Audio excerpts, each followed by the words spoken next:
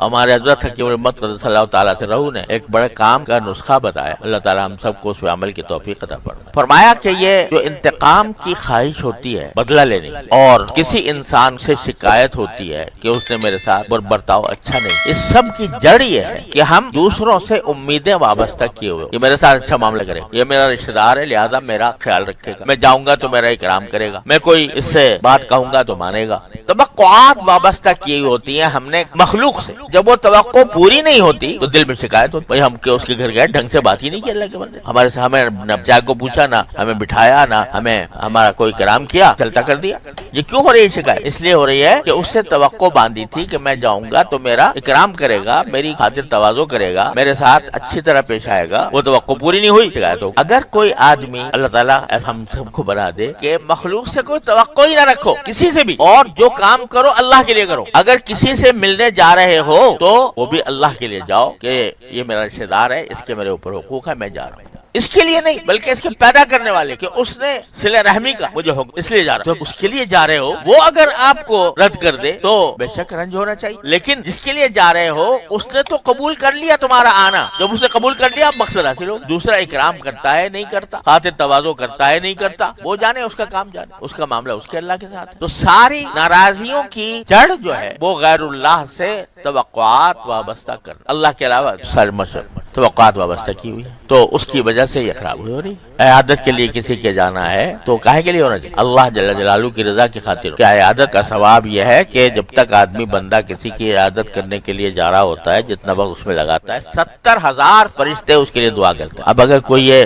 سوچے کہ بھائی ہم تو اس کی عیادت کے لیے گئے تھے، وہ ہماری عیادت کے لیے نہیں آیا، تو اس کا مطلب یہ کہ عیادت اللہ کے لیے نہیں تھی، وہ عیادت اس لیے تھی تاکہ اس کا بدلہ ہو. حدیث میں الفاظ پہ استعمال فرمایا کہ لیس الباسل بالمکافئ، صلہ رحمی کرنے والا وہ نہیں ہے جو بدلہ کرے کہ میں اس نے میرے ساتھ یہ کیا تھا تو میں یہ کروں گا، اس نے نہیں کیا تو نہیں کروں. اس نے ہماری شادی پر تحفہ دیا تھا تو ہم بھی دیں گے، جب ہمارے ہاں شادی ہوئی تو اس نے تو کچھ بھی نہیں، میں کیوں؟ تو یہ کیا ہو رہا ہے؟ یہ بدلہ ہو رہا ہے، اور اس بدلے کی خاطر دینا یہ حرام ہے، ریاکاری ہے، اس میں نہ دو تو بہتر ہے. لیکن اگر یہ ہو کہ میرے بھائی ہے، میرا رشتہ دار ہے، اس کی خوشی ہے، میرا دل چاہتا ہے کہ میں اس کو کچھ تحفہ دے دوں اللہ کے لیے، کیونکہ حضور اقدس صلی اللہ علیہ وسلم نے فرمایا کہ تہادوا تحابوا، کہ ایک دوسرے کو ہدیے دیا کرو، آپس میں محبتیں پیدا ہوں گی، اس لیے دے رہا ہوں. چاہے شادی کا موقع ہو، چاہے ختم قرآن کا موقع ہو، چاہے کچھ بھی ہو، اس لیے دے رہا ہوں. یہ ثواب اور بڑا اجر. لیکن پھر اس انتظار میں رہ رہا ہوں جب میرے ہاں ہوگی تو وہ بھی دے. اور اس کو سورہ روم میں ربا قرار، یہ بدلے کی وجہ سے کسی کو تحفہ دے. دو جگہ قرآن کریم نے اس کو منع کیا. ایک تو بالکل ابتدائی جو سورت ہے سورہ مدثر، اس میں قرآن کریم نے فرمایا وَلَا تَمْنُن تَسْتَكْثِرْ، تم کسی کے ساتھ ایسا احسان نہ کرو کہ جس کے جواب میں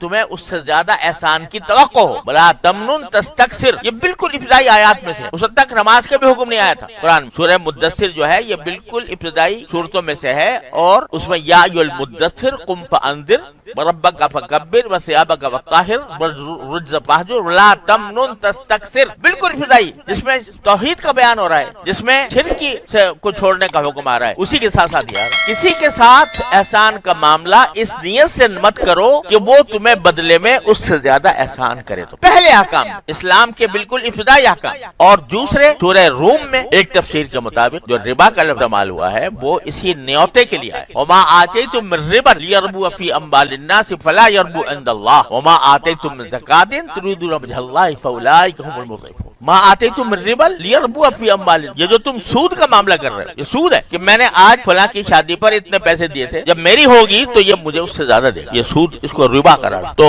پیسے تو دونوں صورتوں میں جا رہے ہیں، لیکن ایک صورت یہ ہے کہ اللہ کی رضا کے لیے خرچ کر دو، جس کا نتیجہ یہ ہونا چاہیے کہ اس کے مقابلے کا بدلے کی توقع نہ ہو. اور جہاں بدلہ آ گیا تو بس اخلاص ختم، اخلاص ختم تو ثواب ختم، بلکہ ریاکاری کا گناہ لازم آ. نہیں دوں گا تو ناک کٹ جائے گی. اب دینا کس لیے؟ مخلوق کو. اور مخلوق کے لیے کوئی کام کرنا یہ شرک کی ایک قسم ہے.